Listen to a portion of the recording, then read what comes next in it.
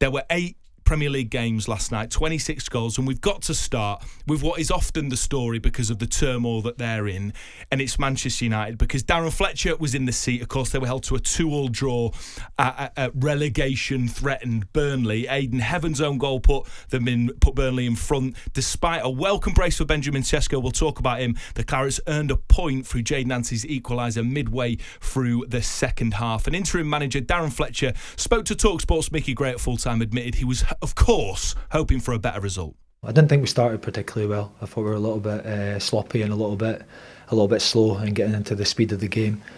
If you look at their first goal, it's a deflected goal, which is very unfortunate. They need to do more. They need more tempo, they need more energy, they need more runs, more aggression, and they responded with it, and we scored 2 fantastic goals, got ourselves in a really good position, and unfortunately we conceded an equaliser. It was a great finish, but you can always look at goals and we've got to do better. But as you say, 30 shots, and the game context, we've got to be disappointed, because a point away to Burnley isn't good enough for a Manchester United team, especially after putting in a performance like that. Harry, they've relied on another legend to be their interim manager. Of course, we expect a full-time interim manager, which seems like a total oxymoron to me. We expect Ole Gunnar Solskjaer to be in the seat. Darren Fletcher promised a performance that would make him proud, would make United fans proud, would be a bit of him. Did you see that? No, not really, to be honest with you. But I didn't expect it either.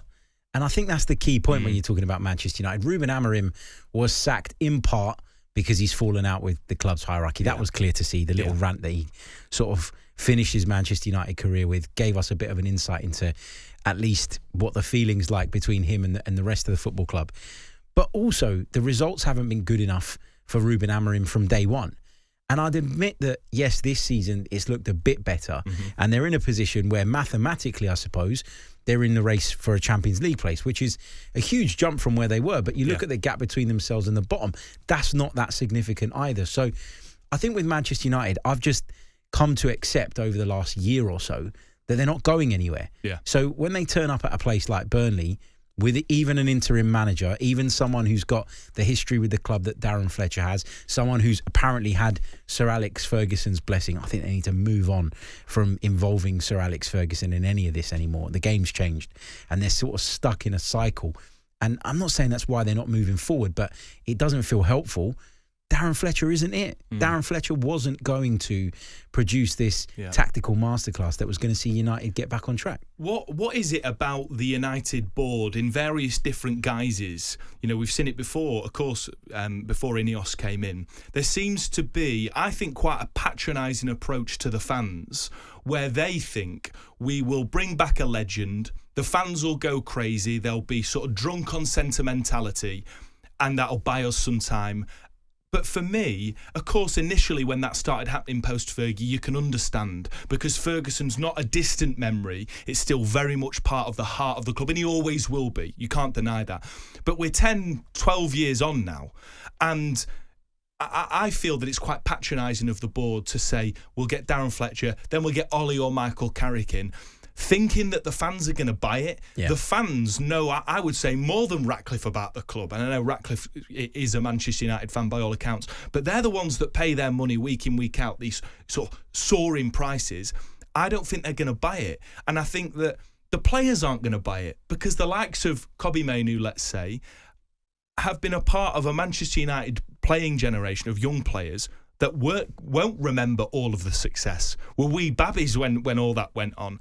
And so I don't think they necessarily will share the same swagger that the likes of Carrick, Ollie and Darren do. And I just sort of think it's an affront to Manchester United fans, the way that they're being treated with having this long-term interim managers. Yeah, I mean, when I think about it, the interim manager thing, I don't like it, okay? If I was Manchester United, I'd be trying to get my guy in now. Yeah, and you're Manchester United. You can still command that authority and go and try and get a Luis Enrique or an 100%. Oliver Glasner. If you're talking Oliver Glasner, let's just throw out some of the names that have been talked about.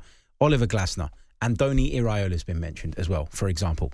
I'm not saying those are necessarily the right guys, but you could pluck them out of their current clubs if you're Manchester United. That shouldn't be an issue. The only thing I could think of is if I was giving them the benefit of the doubt, I would say they know who they want. They can't get this person until the summer. And so putting in an interim manager is okay in this instance because it means that they're going to get the right guy. But the problem is that who has any trust in Ineos to make the right decision? Well, exactly. And this is why if I was a Man United fan, I'd be torn on this. I wouldn't know how to feel about it because on the one hand, I think if you're going to get the right guy, an interim manager's fine. But how do we know they're going to get the right guy? We've seen Ineos give Erik ten Hag a new contract after exploring other possibilities, throwing a load of money at the squad under Erik ten Hag, only to a few months later sack him. We then saw them do the same thing with Ruben Amorim. Bring him in, tell everybody that you're giving him time. In the summer, it sounds like they were considering making a change. Didn't make it, threw another couple of $100 million at the squad, gave him a few months and gave him the axe again. But there feels like there's an ego upstairs at Manchester United whereby whenever a manager in their eyes steps a little bit out of line, pushes back a little bit, wants to have his way, they don't like it. Well, you guys are consistently making bad and wrong decisions. So if a manager's going to come in, you have to give them some control and some trust. I know the model doesn't allow for that, but and everybody always goes back to the Mikel Arteta example of a big club giving someone time to turn the ship around. But the level of trust that he was given is incredible. Within a short space of time, he went from head coach to manager. Well, it's starting to look unprecedented. Yeah. And I've been thinking about this just before we came on air. We've seen a pattern of this season. Nuno didn't like Edu coming in. His role changes. He comes out publicly on two different occasions and essentially makes his job untenable. From my money, looks like he wants out, gets out. Enzo Maresca feels that there's some interference from the board around his choice of players, around rotation. He comes out, worst 48 hours in my Chelsea career. A couple of weeks later, he's gone. Ruben Amorim, says, I'm a manager, not a head coach. He's had a verbal bust-up with Jason Wilcox. He's gone after the Leeds game. There is a pattern emerging whereby managers would say there is an overreach from these bureaucrats higher up. I don't like it. That the sporting directors higher up would say, this is your job, I'm above you, get on with it. And fans can make their mind up. But do you think there's a little bit of a crisis, an existential crisis for managers, whereby they come up the ranks, whether it's in youth team, lower leagues, whatever, and they have total control, and then as soon as they get in a hot seat, they're not used to it? Do you think there is an overreach from sporting directors and the top brass at clubs where they don't trust these managers enough to mould the clubs into what they want them to be? Yeah, I think having a sporting director is absolutely fine. Ideally, you want the sporting director to be on the same page as the manager.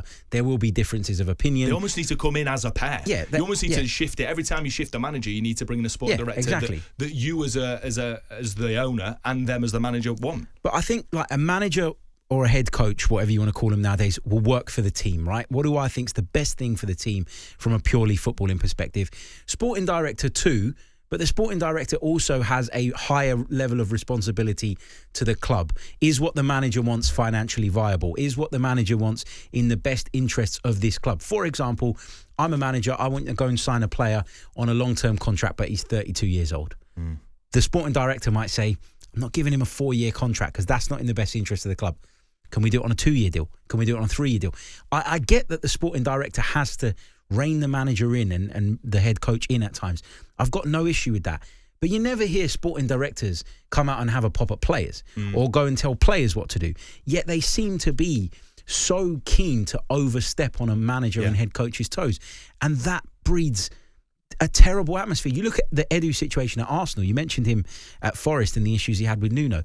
From everything I've heard, Edu got upset and looked away from Arsenal, A, because there was a bigger paycheck on the table, but also because he felt that at Arsenal, Mikel Arteta was the one that they'd put all their faith in. Well, he's the football manager, so why not? Yeah. There's why this shadowy world in football, particularly in English football, whereas you look on the continent, sporting directors in Germany, there's much more transparency. They have Q&A with fans regularly. They get interviewed by the media, and I think it's about time that starts to become more of the sort of culture in this country, because I think there's a dangerous precedent being set where these managers get in the hot seat, and I'm not saying Amorim and Maresca and Nuno don't have any responsibility, but where all of the pressure's on them, and these figures behind the scenes who can, involve their friends who are agents, all that sort of stuff can get involved. And I think it's, ultimately it's the fans, and in this case it's Manchester United If fans. you want to share the responsibility when it comes to decision making, i.e. coming downstairs and telling your manager what formation to pick, Exactly, or what players he needs to sign,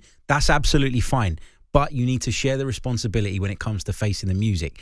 And in this country, we've moved to sporting directors as a go-to thing and as part of the more common models at football clubs. Yeah. But what we haven't done is armed them with the same level of scrutiny that we give to the managers. We haven't put the spotlight on them in the way Real Madrid, that they deserve. Take a look at Real Madrid, biggest club in the world, right? But Florentino Perez has to come out and say things. When Real Madrid do something wrong or badly in the eyes of the fans, he's held just as accountable as any coach or any manager.